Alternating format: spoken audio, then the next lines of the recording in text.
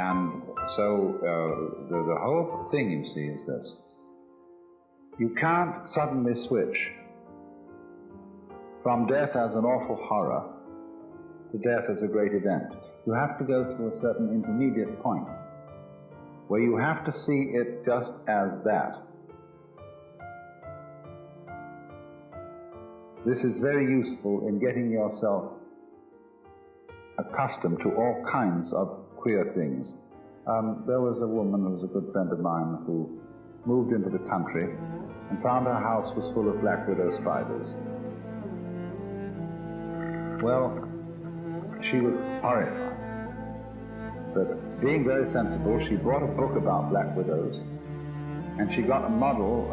There's the things they sell in biological firms, a dried black widow spider encased in a plastic cube. And she got a magnifying glass, and she studied this thing. And she learned everything about black widow spiders. Finally, she captured a live one and looked at it under a magnifying glass. And slowly, she appreciated the suchness of it. I mean, it's a thing that goes this way and that way, and it has things that go like this, and it bites, and it does this and that. And that's that. Well, having appreciated the suchness of it, she relieved herself of her fear. And then she learned after a while to respect them, and then really to be on very good terms with them. She knew how to keep out of their way and what their habits were. Always when she picked up a shoe, shake the shoe, don't put the foot in without shaking the shoe first. Little things like that. So, somebody wrote me the other day from Santa Barbara and said that in her part of the country there are more private planes than anywhere else in the United States, and they fly at less than 1,000 feet, and they keep going over her place. He says, I'm horrified to find myself running out of doors, shaking my fist at these planes and using foul language. That I just can't stand them at any price. So I wrote back, I told her the story about the spiders, and said, now what you're to do is you get yourself a certain book, which is a complete photographic catalog of all makes of private planes in the world. And you are to identify them, and each time a plane goes over, look it up in a book and see what kind it is. Go down to the airport, watch them come in and go out, get rides, and never miss one. Always get right into that plane situation, because then this constant over the house, which you can get rid of it, you see, and you can say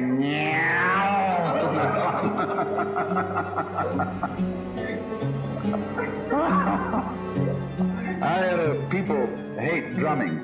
Every time people start playing the conga drums, they call the police. Because there's something about that which seems threatening. They think, why, the cannibals are in the dark, they're out after us.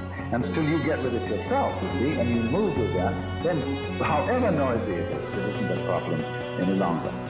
But you have to see the suchness of it first, that it is just doing this kind of a and that's that. That's what it is. And it isn't a threat, nor is it for that matter a promise.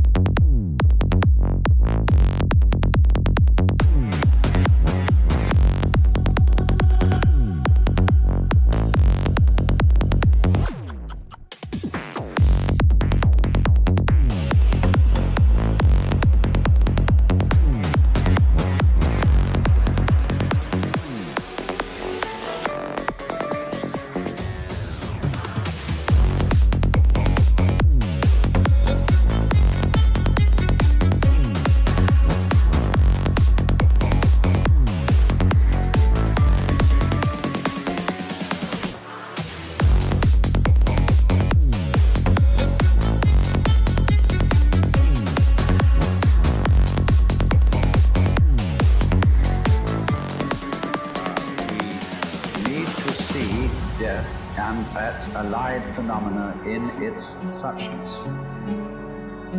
That is to say, well, it is just after a certain time, as the leaves in the fall disintegrate and fall off the tree, and we say, well, what a lovely autumn it was, this New England trees, very gorgeous season.